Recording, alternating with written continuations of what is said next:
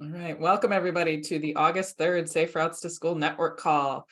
Who are all of us here? We are dedicated professionals from organizations, agencies, communities across the state of Minnesota that are working on safe routes to school. We're building skills to successfully implement our programming. We're building partnerships. We're advocating for policy changes. We're doing a lot of things in order to make Minnesota a state where all students of every background can enjoy walking and biking and rolling to school. Our agenda today, I'm doing welcome and introductions in real time. We're going to have a MnDOT update mostly from Dave. Maybe Kelly will chime in. And then I'm going to give a high-level legislative recap and overview. It's going to be a lot of information in a short period of time. And one of my questions for you all will be, do you want more information at some future date? And then we'll spend a little bit more time. Angela's going to walk us through the active transportation education requirement, which again, school starts basically tomorrow. So spending the bulk of our time today talking about what is it going to take to make this really exciting new requirement something that is achievable and exciting for schools also. So we'll be discussing that for the rest of the call. And then we will close out and send you all on your merry way. I'm going to stop sharing and then I'm going to make Dave a co-presenter so that Dave can share screen. And then for other folks who are just arriving, the prompt in the chat was name, where you're introducing yourself, saying where you're coming from, and a summer highlight, which I'm very much enjoying reading. So with that, I will toss it over to you, Dave. Let me unmute myself. Good morning, folks. Dave Cowan, Safe Routes to School Coordinator here at the Minnesota Department of Transportation. I'm going to be really quick because I think that the interesting stuff is coming after me. So, but I do want to start. I was getting ready to talk about the Boost Grant Awards, and I'm remembering that we have two new staff here at MnDOT. We've been shook up a little bit over the past 6 months to a year with staff leaving. And simultaneously, as we'll hear about today, a lot of funding coming in. But I wanted to give just maybe a minute or two to each of the folks that I'm hoping that you all will see a lot of in coming months and years. And I'm going to lead with you, Will, who is our new active transportation coordinator in the Office of Transit and Active Transportation. So, Will, why don't you just take a second to say hi in your new role? Hi, everyone. Many of you know me. My name is Will Wislow. I am very recently and previously the Safe Routes to School Coordinator for Ridgefield Public Schools and moved into the Office of Transit and Active Transportation. Very excited about that. I'll be heading up lots of efforts, including the active transportation education requirement that you'll be hearing about later from Angela, as well as some other non-infrastructure implementation projects as well. And anyways, I guess I'll just close by saying I'm going to drop my new email address in the chat. And if you'd ever like to talk with me about active transportation, we'll just leave it right there for now. But nice to see you all from a new vantage point. Thanks, Dave. And I'm in the really strange position of being really excited to work with Will here at MnDOT and really sad that he's not going to be in Richfield anymore, making safe routes look so good. So bittersweet welcome to Will here at MnDOT. And then I wanted to make sure and introduce to Steve Prusak, who, if you all remember Mitch in state aid, is a what's the official title, Steve? Active Transportation Engineer? Yeah, that's correct, Dave. Yep. I nailed it. Why don't you introduce yourself? You'll probably do a better job than I will. Yeah, sure. Thanks, Dave. Yeah, my name is Steve Prusak, coming to MnDOT here. Been here for about just about a month now.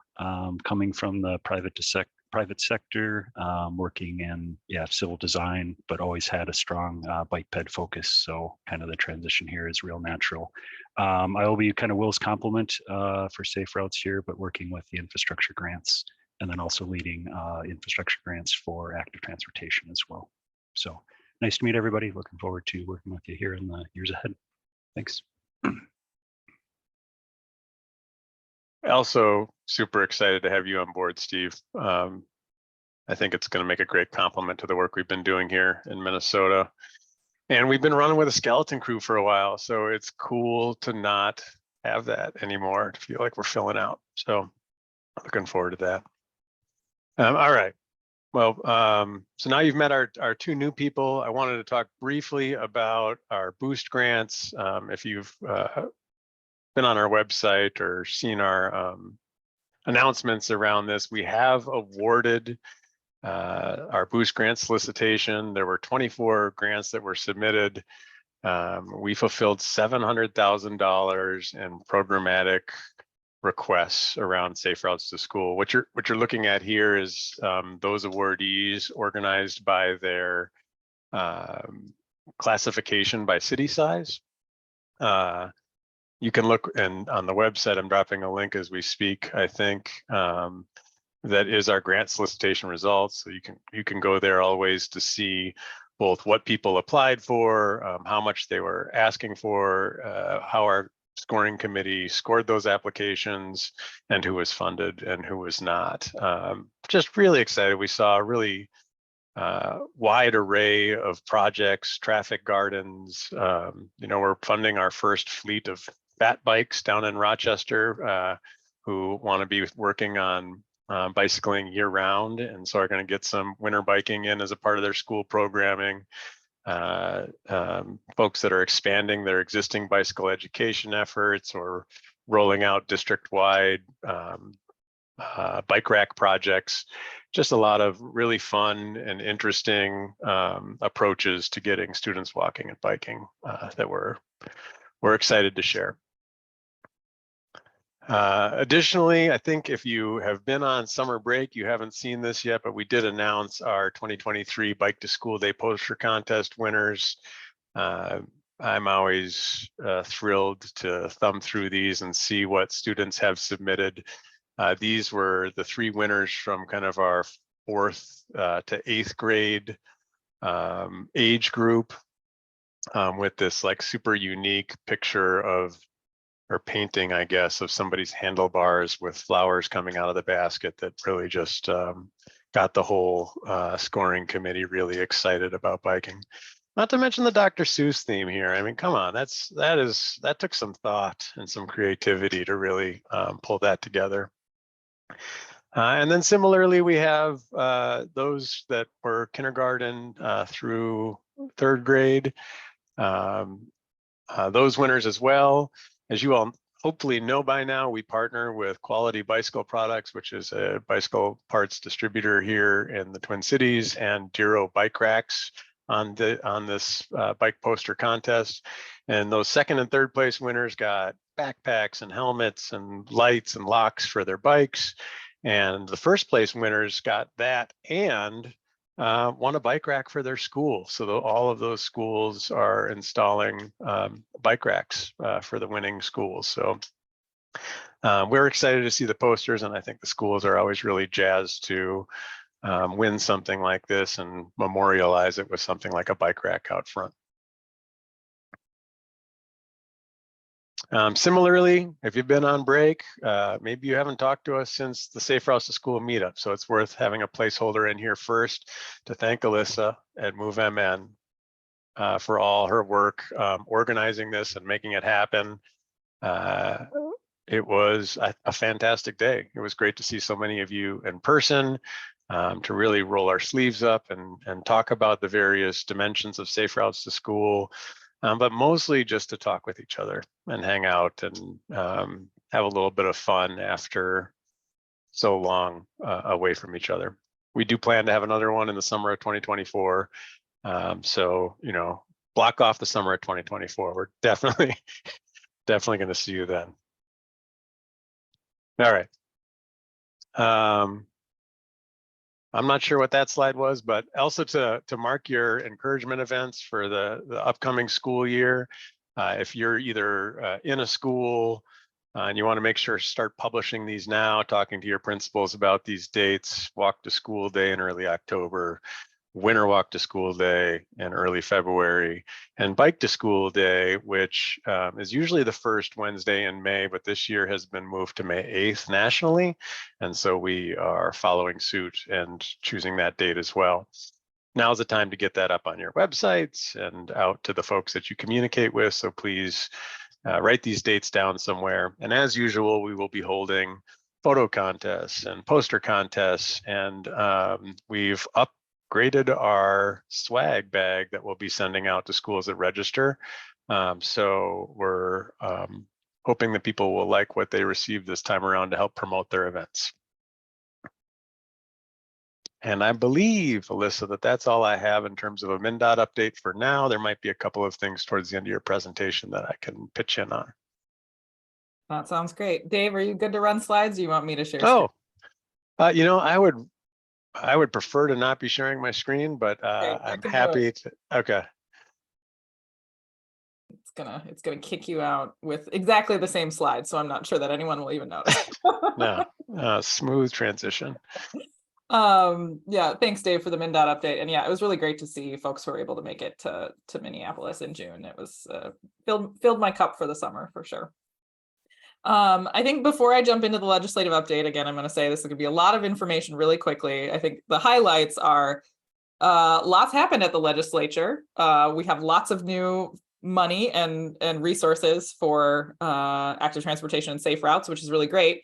And also there are still lots of outstanding questions, right? So I'll go through things pretty quickly, but like a lot of things are still in flux. People are still figuring some things out. There's a couple things where people are like, what does this legislative language even mean for us?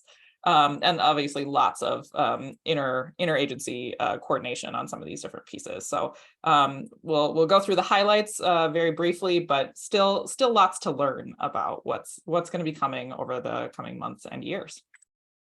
So first off, active transportation program, MnDOT's active transportation program, which is walking and biking funding, has a bunch of money the next 2 years, $19.5 million per year for fiscal year 24 and 25. And then it has some ongoing funding at a slightly lower level for fiscal year 26 and beyond. One of the exciting changes about the active transportation funding is that federally recognized tribes are newly eligible for this funding. They were not previously, so that's a great change. There's also some additional funding for transit and active transportation, and it's still a little bit TBD on whether, like, where the breakdown will be for that with transit versus active transportation funding. There are also some other active transportation integrations through different kinds of funding. One of the things passed to the legislature was a greenhouse gas reduction bill that requires any new highway projects be offset with walking and biking projects for climate emissions. And so like lots of details to figure out about how that rolls out in 2025. Let's see if I can get this to go to the next slide. There's also some ongoing base funding for safe routes specifically, which is really great and going to create a lot of work for Dave and folks in Dave's office. It includes a little over 15 million for fiscal year 24. Some of that is a reappropriation of funding that wasn't spent in prior years, 10.5 million in fiscal year 25, and then that ongoing eligibility, ongoing base and tribal eligibility was again a change here. This is the thing Angela's going to talk a little bit more about, so I'll keep it brief. But we have a new active transportation education requirement in all public schools. Private schools can opt in, but do not have to. The K through 3 section has sort of a minimum of pedestrian education, which is kind of the like walk fun part of the walk bike fun curriculum, and grades 4 through 8 have also bicycle requirements. So that's the bike part of the walk bike fun curriculum. It does also come with some funding to support the implementation across the state. Again, lots of details to sort out about that. There's also this new active transportation advisory committee, which is going to be overseeing and making recommendations around the active transportation dollars, around the safe routes to school dollars. There's some opportunity probably to do some policy work as well. It's going to be made up of folks across the 7 MnDOT districts, and then some folks from the metro districts. They're also at-large seats for folks who can kind of represent a more statewide view or kind of interest. So I think anybody can apply for that. So whether you would like to apply or folks who are within your networks would like to apply, there's applications going for that now. I'll drop the link in the chat later when I'm not sharing screen. And yeah, that'll be really cool. They're needing to convene sometime this fall before October 15th. There's also active transportation dollars through a new metro area sales tax. So that was something Minnesota was heavily involved in. There's a new metro area sales tax for transit biking and walking. 5% of that will go towards metro area walking and biking programs. Still lots of details to work out, could be distributed through the regional solicitation. I had a long conversation with a transportation advisory board member yesterday about this, but lots of questions TBD on how that money is going to be distributed and the balance between infrastructure and non-infrastructure funding. There's also an advisory council on traffic safety. So there's like, I was talking to somebody the other day who told me there are like more than 40 new committees related to transportation. It's a lot. There's a lot of them. So we're going to mention 2 or 3 in this list, but please know that there are many more. So the Advisory Council on Traffic Safety is one of those many new committees. They're going to be having overseeing and making recommendations on 2 pots of funding. One for safety projects and equity work, again, sort of TBD on what that means. And then for folks in greater Minnesota to note that there's going to be $10 million a year and for fiscal year 24 for rural, specifically rural safety improvements on highways. So keep an eye out for that if you are in greater Minnesota. There's also this new thing called safe road zones. TBD exactly what that means, but communities can apply if there's an unsafe road to have it designated a safe road zone. That can come with funding, that can come with improvements, TBD exactly on how that's going to look. And then there's also a speed safety camera study in the legislation. So folks are going to be studying the use of automated enforcement, camera enforcement. A few other things that folks here might want to know about. There's a few changes to the riding rules. Right, in legislation, we had for a long time that riders had to ride to as far to the right as practicable in a car traffic lane, and now it is as far as the rider deems safe. So that's great. And then we have also legalized the Idaho stop, so folks can roll through stop signs, have to stop at red lights, but then if it's clear, can go through and do not have to come to a full stop on a right turn. There's also an e-bike rebate. So between 50, you can have up to $1,500 rebate, and it can be between 50 and 75% of the bike's overall value. Like both of those things are true. So it's kind of a tricky formula, but that's really great for folks who are going to be buying bikes. To most of the folks I know who have e-bikes use them to haul children around. So highly, highly relevant to our work. All right, that was a lot of information. This is, I think I'm going to toss it to you, Dave, to talk a little bit about the MnDOT funding piece. Right. That's what I'm here for. I use an e-bike to haul kids around, and I may have rolled my first stop sign yesterday legally. It was joyful. A couple of items related to this new funding that's coming in for safe routes to school and active transportation, the short version. What you all can be planning for on your ends as you're talking with communities that you work within. This fall, you can expect to see a safe routes to school infrastructure solicitation using those state funds that were being discussed earlier, and Steve is really your primary contact on that. So feel free to reach out to him if you have questions on timing or the application as they're being developed. And the Transportation Alternatives Program predictably is holding its solicitation. That particular funding source is 80% federal and 20% local match. So keeping that in mind. And then in the spring, you can expect that the Met Council will hold their, so that's 7-county metro area infrastructure solicitation. So those are some infrastructure opportunities coming up.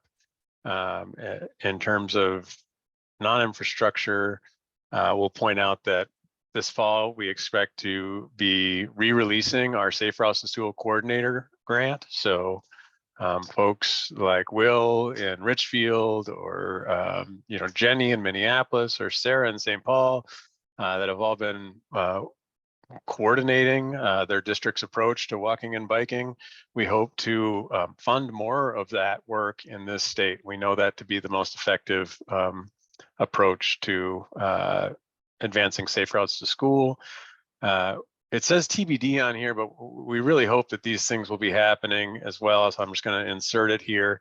We're hoping to be able to provide supplies for schools that need crossing guard materials and student safety patrol materials. And we're kind of working through the logistics of that, because people were applying to us through the boost grants to fulfill that need. And it's just such a small amount of money that it really wasn't worth dealing with the red tape here at MnDOT. So we're trying to find a quick and easy way to do that for communities. We hope to roll that out by the beginning of the school year if we're successful in figuring out how to do that internally here at MnDOT. So keep that in mind too, if you're talking to schools that want to try and launch a student safety patrol program, or maybe their crossing guard materials are ragged. We hope to be able to help them with that problem. And we're going to be talking about it at an upcoming network call. So both that availability and how to do that well.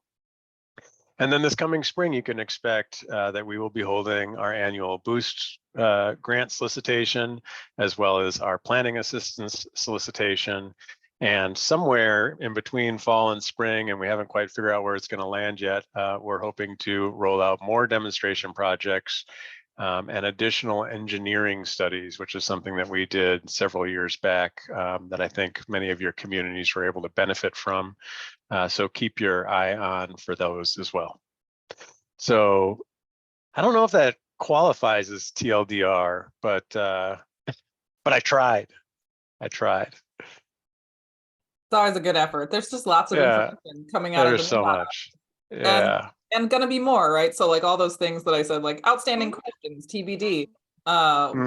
Over the next coming months, we're going to be getting lots of updates from the MnDOT team on things as they get solidified. So if there's anything that I covered extremely briefly that you have additional questions on, which we may or may not be able to answer, please put a note in the chat.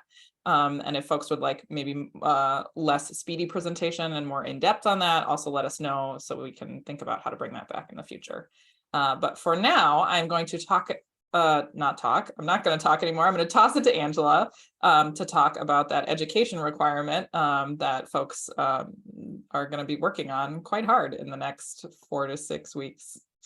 Yeah, so thanks, Elissa. I was looking at the materials that you made. I didn't make a slide because I thought you actually covered everything really well. So you're just gonna have to hear me talk rather than look at more slides right now. But kind of briefly, I'll just mention, Elissa mentioned the different requirements for students based on grade level. So pedestrian education and then biking education. The bill language, which I think CJ graciously said he would put in the chat for me, does talk a little bit more in depth about what that looks like. So bicycle parts and basic road safety, things like that. So it does get a little bit specific about what that includes, but it doesn't talk about why or how necessarily. Thank you, CJ. So what's funny about this conversation is that we work in this organization and we helped write this bill, and it is very difficult to find the exact language. I personally was doing some Googling, and so I just want to say that if there are people on this call who are like, well, what? Like, what? It's not actually your fault. There's a lot of kind of hidden information about the bill. But the main thing that I think is important for everyone here to know is that what the requirement states, again, it's changing the language from schools may teach pedestrian and cycling safety to schools must teach it. Thank you, CJ put that in the chat. And the really kind of critical thing is that education must be presented to students within 3 weeks of the beginning of school. So that's like what, month and a half from now? So, part of what I'm hoping to gather from our time here together is a little bit of information on like what resources are going to be helpful to implement some of this in schools. Obviously, we have our Walk Bike Fun training program. We've been really crushing it. This summer, we did like double the amount of trainings we had intended to do. So people are taking it. And we also see a lot of kind of repeat schools, right? So one of the things we kind of talked about is that this requirement, I don't know what the level of enforcement is going to be on it. So there might be schools who still might not do it, right? But we want to make it as easy as possible to at least engage and cover the basic requirements laid out in the bill language. So that could look like anything from a one-page handout that goes home to students and another one-page handout that teachers get in order to feel resourced enough to actually talk about the different topics covered in the pedestrian and bicycle safety. Obviously, we have our curriculum that anyone can download for free and utilize. But I'm thinking too about just like, what are the kind of basic resources that would be really helpful for people to be able to deliver some of this content? Keeping in mind that our turnaround time as an organization and within this group at large is going to be kind of fast, right? So kind of the hope right now is to do the best of what we do, the best we can with what we have, given the kind of limited time and the fact that, you know, the good news about having more money is that there's more money. One of the challenges I've noticed is that now we're like, what do we do with this money? So I think once things get more figured out, we'll be able to reevaluate and look at what are the resources that we did use, that we did send out, what was effective, and how can we reimagine them so that, you know, in the next year we have like really robust and fancy ones. So what questions do you have more about this education requirement? What other information can I give to you that would be helpful? I see Liz has a hand up and then Michelle. Yeah. Hi, Angela. Hey, Liz, good to see you. You too. It got me thinking because I was actually back at Sunrise yesterday. So when I was a teacher in a classroom, you always had to do a bus safety the first, you know, week or two of school. If there was any like crash course for dummies of sorts, that sounds horrible, but just like a simple slideshow for even if it's teachers doing it in their classrooms, so I had teachers then reinforcing and actually doing the Walk Bike Fun curriculum after. These obviously you can't fit the whole curriculum in the first 3 weeks of school, but even having like a one pager that is a simple lesson plan for elementary, middle school age students, or having that I can almost 100% guarantee you that this isn't something that's going to like be brought up during staff development for teachers of sorts, unless they are in physical education programs. So having that and then having the SHIP coordinator send it out to their school partners, or any resources there, I think would be really appreciated, I think, because again, yeah, the capacity for people to develop something in the next month and 2 days before school starts will be, at least in this area, will be really difficult. Thanks, Liz. I'm just taking notes. That's really helpful to know. I think that what I'm kind of hearing and what I hope is the correct thought that I have is that it would be helpful to have something to potentially send home and also something for the teachers themselves to be like, here's the, like you said, the crash course, right? So here's kind of what and how to teach. And then making sure that we also just encourage people to continue to know that Walk Bike Fun training is free. It's a day. We can come and be helpful in that way too. So we want to make sure we're doing kind of both. So that's really helpful. I think I'm going to pause and ask a question of Kelly and Dave, who I know have a cool Mentimeter activity set up. And I'm wondering if it makes sense to queue that up so we can start capturing people's stuff for discussion. Dave? Yes, it does. Yes, it does make sense. We're all taking I was seeing all the hands go up and I was wondering if we should field those or maybe hold them until after Mentimeter, because if what we've designed here is a little bit of a way for us to capture all of your input, but also input from a number of the groups that we engage with in our day-to-day. And so this would help kind of dump it all into one place. So as we're thinking about how to approach this,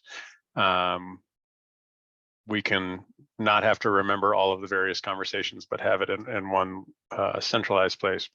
So one, that's really helpful. Thanks. Also, I Um, put my email in the chat, so if there are more questions that we don't get to later, feel free to send me emails. I'm thinking about this nonstop right now. So, and thanks, Elissa, for keeping me on track. We got lots going on this call. There's just so much information. Dave, I think you've done Mentimeter with this group before, but as we jump in, you want to explain how Mentimeter works for folks? Yeah, I'm just going to tell you that my computer has told me that Zoom has quit unexpectedly. So I'm still here. I don't know how that is, but if I disappear, it's because I don't know, it rolled late. I'm going to drop the link. Oh, that's the old link. Hold on a second. I'm going to drop the link to what I'm sharing here. And what I'll do is I'll go through here and kind of, I guess, state these questions out loud, but also we'll be capturing your responses and hopefully reflecting on them. We'll talk through some of the things that pop up on the screen as we go. And then just to kind of tag off of what Angela was saying, there's all this new legislation on things that need to be done. We are recently staffed up to almost full staff capacity here at MnDOT, but we are also scrambling to keep up with what's been legislated, as well as the amount of funding that's been made available to help implement it. And so one of the ways that I think that we're going to be able to do that successfully is through our partnerships and through engaging with both like statewide organizations that are doing this work, as well as regional and local organizations.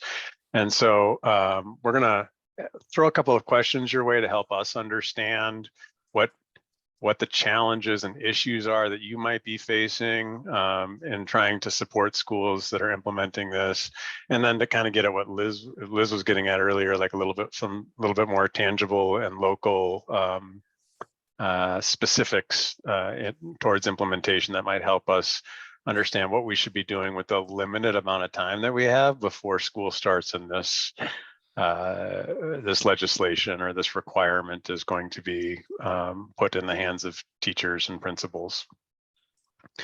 So first here, we're just trying to get a good idea that you got to the Mentimeter link safely, and who you are, what your role is. I think as usual, we see a lot of public health and transportation planners on here. A couple of advocates and engineers, and then can people verify you aren't able to get to the next question until I take you there? Is that correct? Yeah. So Dave, I don't know if you're seeing results tally. My version of your shared screen just has all still zeros. Well, that's interesting. So it's not live updating for me. I don't know if that's true for other folks who are viewing your shared screen, but. Is anybody else seeing results? No, I've got zeros all across mine. But I entered data, so I know there should be something there. 1 second here. I'm just looking at all of the ways that I can do things on here. That mysterious Zoom quit. Your computer is haunted and doesn't want you to do this activity. How about this? Are you all looking at the screen that I'm sharing? Because that actually does have the results on it. So the screen that you're sharing, that's what I'm saying, is the screen that you're sharing isn't updating for us. Would you turn off screen share and turn it back on? See if that kicks it into gear. I'm starting to feel old, but I don't understand what you're telling me. The screen may be frozen. So if you unshare and then share again. Oh. It's teamwork. I know how to speak, Dave. Yeah, thanks for the translation, Kelly. All right, that might have been the Zoom unexpectedly quitting. Maybe that's what happened.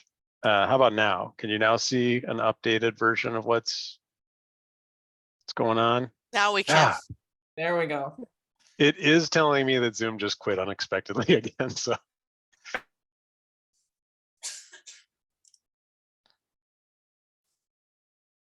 Oh, this time it really did kick Dave. It kicked you're back. Welcome back. Take 3. Yeah. I didn't allow enough time in this presentation for 15 minutes of me having technical glitches, but we'll see how it goes. All right, so I'm going to move us to the next one. We've got a lot of public health people and transportation planners as the summary. So we want to know where your baseline is. The schools that you're working with, are you aware of how they're currently providing active transportation safety training? An acceptable answer here is we are not. But if you are, what does it look like? And then Elissa, I'm seeing updates on here. Are you seeing updates? Yep, they're coming through. Okay, all right. I'm seeing a lot of no's. We are not. Nope. Resistance.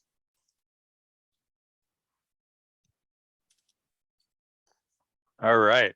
What I am hearing right here is we can be helpful. And also that people will not be starting from a baseline of, oh, we've been regularly doing walk, bike, fun. We've got the active transportation education requirement covered. And Elissa and Kelly, if you all are seeing anything here that is worth kind of teasing out a little bit, please feel free to do so. All right, there are some folks that are seeing versions of walk, bike, fun, but maybe not, maybe not the balance of pedestrian safety and bicycle safety. So that's something that we want to keep in mind. And I think, let's see, do we have 18 responses before? We've got 18 responses currently. I think that might be most of the folks that are actively participating with the Menti. So I'm going to move to the next question. Are there any specific challenges or barriers that you anticipate in implementing the legislative requirements in your districts and schools? This feels like this is the question. The question that people are ready to answer. Yeah, yeah.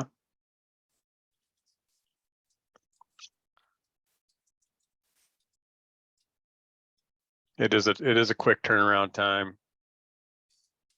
I don't know if I can heart things on here. No, nope, I can't. That would have been fun.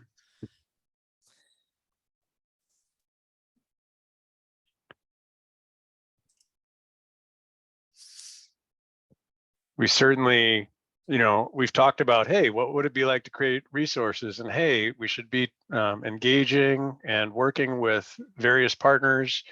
And somewhere along the line, we've got to figure out how this is communicated effectively to all of the school districts and schools that are out there. And that is not something we've yet mastered. So I certainly see that as being a barrier. So I like that somebody mentioned that here.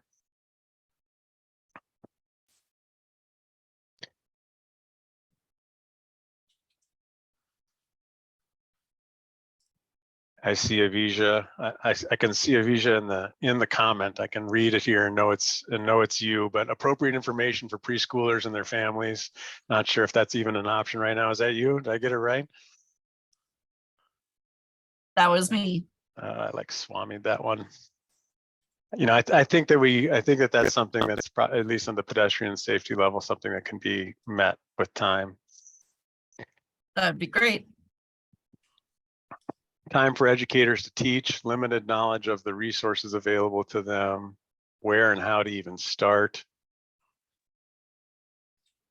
We've got 17 responses. We had 19 on the last one. So if you're holding out on us, please bring us your barriers.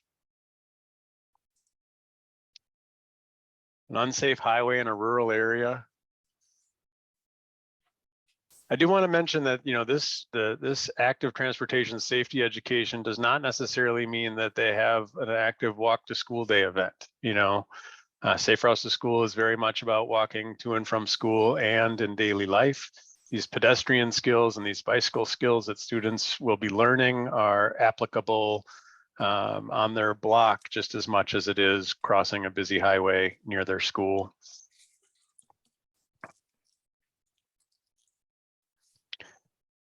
Make it simple and fast and ramp up from there.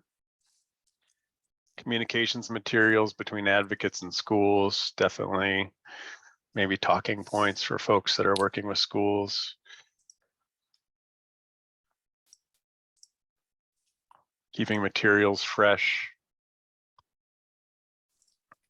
And I can promise you that this is not the last time that our team at MnDOT will be looking at this. We'll be pulling this up as we talk with the Bicycle Alliance staff and our staff and MDE and MDH, all about how to properly roll this out. So this is a good series of challenges and barriers to be thinking about. But maybe on the strategy side, what resources do you think are essential for districts and schools to successfully implement the active transportation safety training program? And Will made the suggestion to me. We have a question here in a second that's a follow-up to this. That's more like what kind of technical assistance might be helpful, and I want to distinguish between those two here. A resource to me might be a worksheet that you're able to download, or maybe a process for tracking whether or not your teachers and staff have taught this to report back out to the district or to MDE or to us. And then technical assistance might be more like, hey, we're going to really need CJ to be out here delivering a bike fleet, or working with our staff on how to capture the attention of a group of kindergartners long enough to teach them to cross the street. But we're focused on resources right now. A curriculum. Turns out we got one of those. Woohoo! And it's been freshly updated. A freshly updated curriculum. Yep. I suspect that we will end up with a series of tangible components, like kind of grab and go pieces that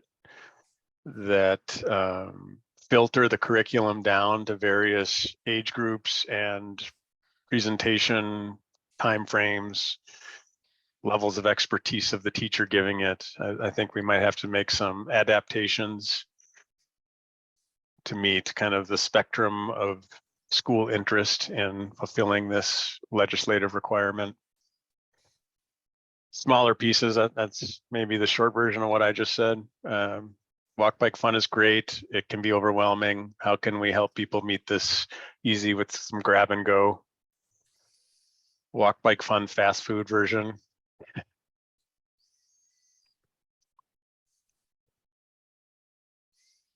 Education needs to be told about who the partners are that can help, like all of us in this meeting. I'm curious, whoever put that comment out there, who is education to you? Anybody want to come off of mute and say more about this?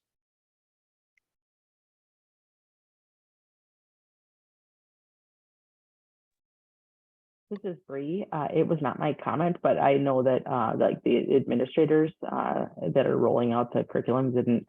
I don't think the educators, teachers know who the resources are to even locally.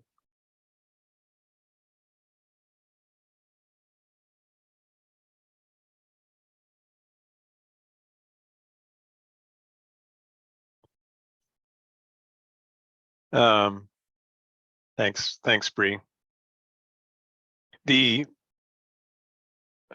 there's stuff happening in the chat, by the way, I'm missing that. So Elissa, if you don't mind calling out anything that might be getting said there. I really like this comment right here. Kind of reminds me of wraparound of it's important to teach the students this. It's also important to teach the caregivers what the students are being taught so that they can reinforce it at home. So an at-home application, a connection outside of the school day, implementation guides, simple bare minimum to meet the requirements for the first year. Public health or partners or stakeholders that can help the schools meet the requirement as a possibility. I know that I know that SHIP has safe routes as a strategy, and potentially that could be a good use of time for SHIP coordinators to help schools meet that. Also just a good in, to all of you on the call, I think schools are going to be scrambling, probably frustrated a little bit by this requirement. maybe feeling like they can't do it. And all of you on the call as your experts to your regions and schools can maybe make connections and forge relationships that you wouldn't have otherwise been able to do by helping them to achieve this. Posters for classrooms. I love that. We do have walk, bike, fun posters, both for pedestrian and bicycle safety education. I think we could revamp them with the specifics in the legislation in mind so that it covers, you know, some of the topics that are specifically called out in the legislation. I know as a parent that sometimes I'm lingering in the hallway waiting for my kid, and I might stop and read something that I see sitting there. So it's great. Elissa, I want to commit while we're on this to those of you that are interested that, like, I don't know if you're able to see all the responses in Menti on your side, but if you're not, we will send the Menti responses as a follow-up to this call so that you can see for yourself what other people are calling out.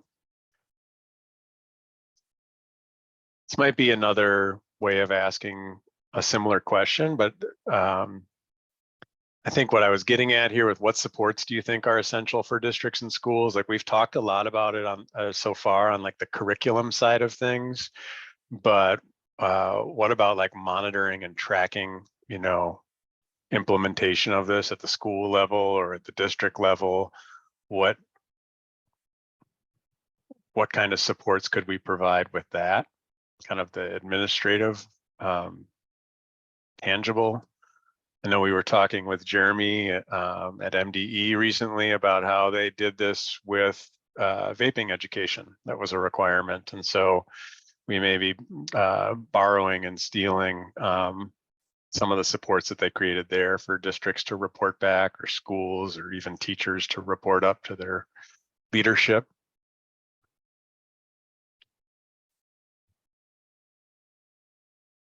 Is it possible that this question has stumped? Oh, there we go. Nice graphics presentation, short videos on a smart board. Consistent and accurate and easy for teachers to use. I'm just going to jump in and say, I see Michelle and CJ both have hands up. I'm wondering if that there's something you want to jump in with verbally that is feeling like it's not fitting in the Menti format. I think we're getting there. I think part of this, like all of these resources that you all offer are so amazing. And yet also teachers are like, yeah, great. I have no capacity to do one more thing in my life.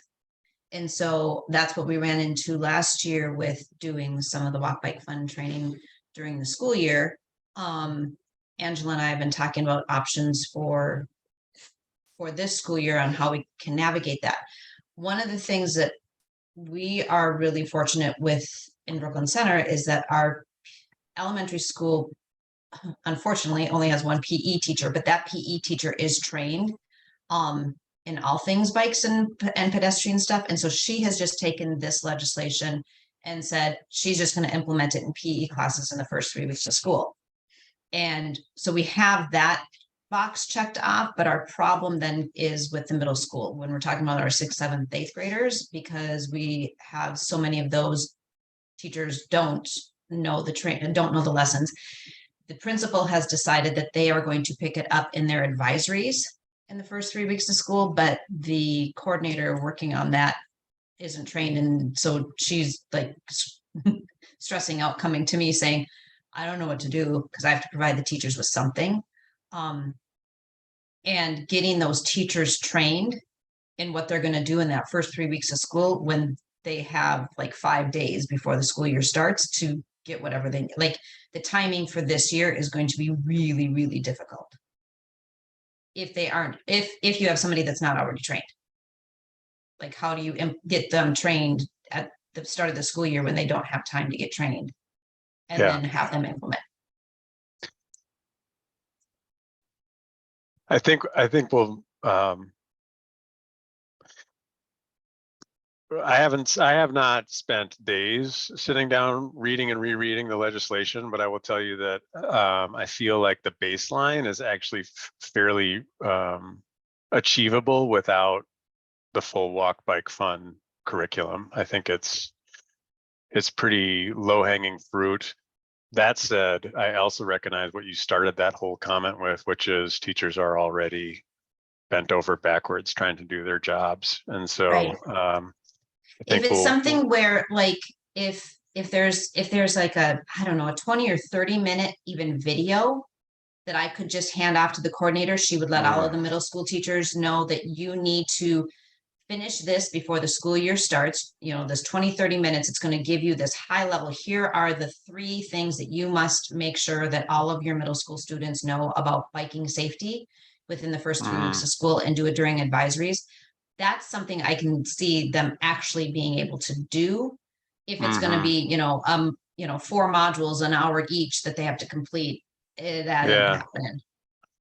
Yeah, it's also possible for some of that where it isn't hands-on. I mean, I remember as a kid, maybe I'm dating myself, but they would roll in that cart with the big television on it and a VCR and put a tape in, and you'd learn something. And that, yeah, something like that, where the teacher could view it in advance, like maybe there's a 20-minute teacher version and a 30-minute student version or something like that, where the teacher is going to be able to pick up their talking points. And then you just like play this video for the students, maybe then, whatever, like something like that, where it can be like turnaround time is quick. Yeah, I like that suggestion. We have a couple more questions here, and I maybe I overdid it with the questions. So if we start to, have fewer answers. Were you about to say something, Elissa? Yeah, I'm just gonna time check that we've got about 5 minutes left. So this will probably be your last question. Let me see. Wisely. And then maybe we can share out some other questions with folks and or offer some opportunities for one-to-one follow-up. But okay, I'm gonna skip to this one then. How can the Minnesota Safe Routes to School program best address the needs of priority populations with this active transportation safety education requirement?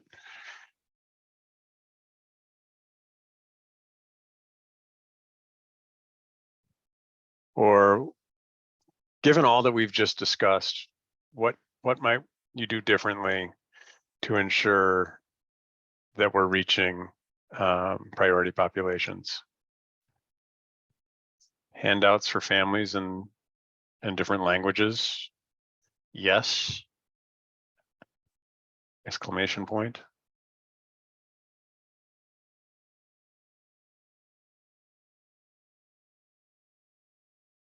A lot of language-based suggestions here. I like that.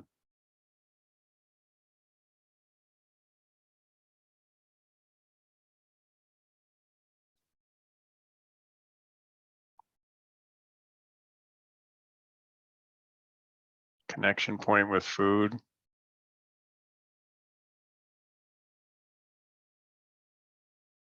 think an example of that would be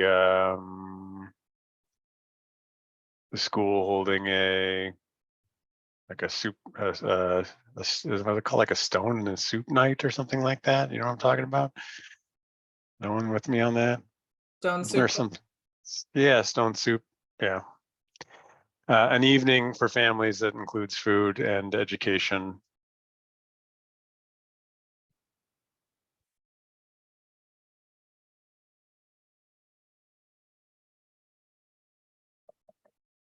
Yeah, demystifying the language around it. I do appreciate that the person with that comment wrote in acronyms. MDH and MnDOT.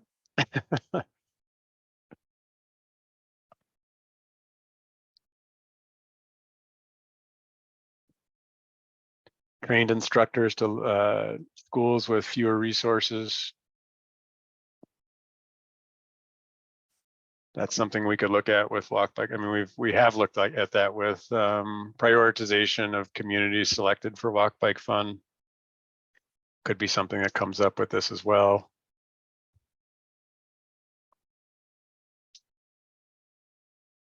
And then I'm just going to read this last comment and hand it back to you, Elissa, because I think our time is up. Working with school cultural liaisons to work directly with parents and addressing safe routes.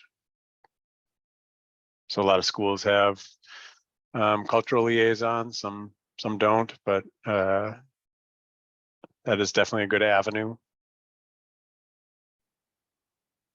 or bike path. All right. Thank you all for your input on this. We will share it back with you. We will use it in formulating a plan to address this fall and kind of thinking long-term about how we continue to scale up support for this over the coming years. This has been helpful. Thanks, Dave, for pulling and Kelly and others on your team for pulling together those questions.